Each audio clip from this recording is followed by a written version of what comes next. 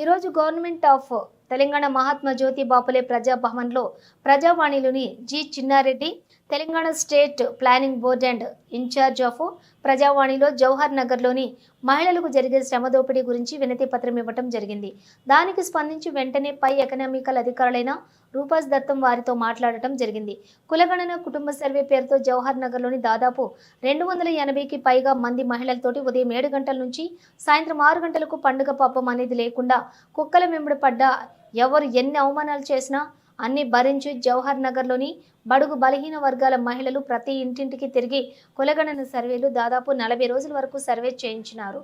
చిన్నపిల్లలను ఎత్తుకుని ప్రతి ఒక్క ఇంటికి తిరిగి ఎంతమంది ఎన్ని అవమానాలు చేసినా భరించి మహిళల కుటుంబ సర్వే చేస్తే కాంగ్రెస్ ప్రభుత్వం రేవంత్ రెడ్డి సర్కార్ వారికి ఇవ్వాల్సిన మనిషికి 10,000 చొప్పున జీతం ఇవ్వకుండా శ్రమ దోపిడీకి చేయటం చాలా సిగ్గుచేటు.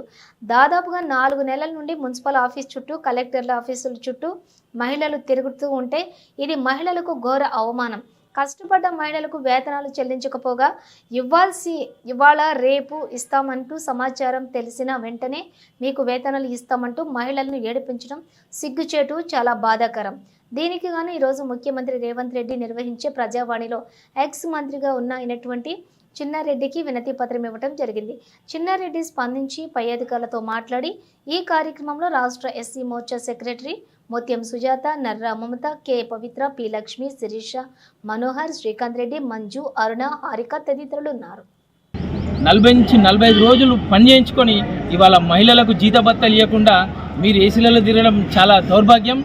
ఎవరైతే మహిళలు ఉదయం 7 గంటల నుంచి సాయంత్రం 6 గంటల వరకు పనిచేసి ఏ ఇంట్లలో వాళ్ళు ఇంట్లో భర్తలు వద్దన్నా కానీ పనిచేసి కుక్కలు కరిచినా కానీ వీధి తిరిగి ప్రతి ఒక్కళ్ళ వివరాలు తెలుసుకొని ఇవాళ కాంగ్రెస్ ప్రభుత్వానికి డేటా ఎంట్రీ చేసిస్తే ఆ మహిళలకు డబ్బులు ఇవ్వకుండా మున్సిపల్ ఆఫీస్ చుట్టూ తిప్పించుకోవడము, కలెక్టర్ ఆఫీస్ చుట్టూ తిప్పించుకోవడము, ఆఖరికి రేవంత్ రెడ్డి ప్రజావాణి ఆఫీస్ కూడా మహిళలు వస్తున్నారంటే ఇది చాలా బాగా. సర్కార్కి మేము ఒకటే తెలియజేసుకుంటున్నాం, మీరు మహిళలకు పెద్దపీట వేస్తున్నాం, మహిళలకు మొదటి స్థానం ఇస్తామని చెప్పే మీరు మా జవహర్ మున్సిపల్ కార్పొరేషన్లో ఏదైతే సర్వే పేరుతో 280 మందితో సర్వే చేయించుకొని వాళ్ళకు ప్రతి ఒక్కరికి 10,000 రూపాయలు ఇస్తా అని చెప్పేసి 5 నెలల నుంచి ₹1 లేరు. వాళ్ళు పాపం చిన్న పిల్లలను సంకల వేసుకొని కొద్దిగా 5 గంటలు వేసి ఇంట్లో పని చేసుకొని పండుగను లేకుండా ఇల్లింటికి తిరిగి కుక్కలు కరిచినా కానీ ఎవరైనా వాళ్ళు ఎగతాళి చేసినా కానీ వాళ్ళ ఇంట్లో వద్దన్నా కానీ వాళ్ళకు కొన్ని డబ్బులు వస్తే వాళ్ళకు నెల గడుస్తారన్న ఆశతోని బడుగు బలహీన వర్గాల మహిళలందరూ 280 మంది ఇవాళ కులగణన పేరుతో పనిచేస్తే ఇవాళ జవహర్ నగర్ మున్సిపల్ కార్పొరేషన్ స్పందించడం లేదు, కలెక్టర్ ఆఫీస్ స్పందించడం లేదు. ఇవాళ చిట్టసారిగా మేము రేవంత్ రెడ్డి ప్రజావాణిలోకి వచ్చినాం. ఇక్కడ మేము మంత్రి చిన్నారెడ్డి గారిని కలిసినాం. ఆయన స్పందించి ఒక ఖైతాబాద్ ఆఫీస్ దగ్గరికి వెళ్ళండి, అక్కడ మీ పని అయిపోతుందని చెప్పిండు. ఇప్పుడు ఇది చివరి అవకాశం.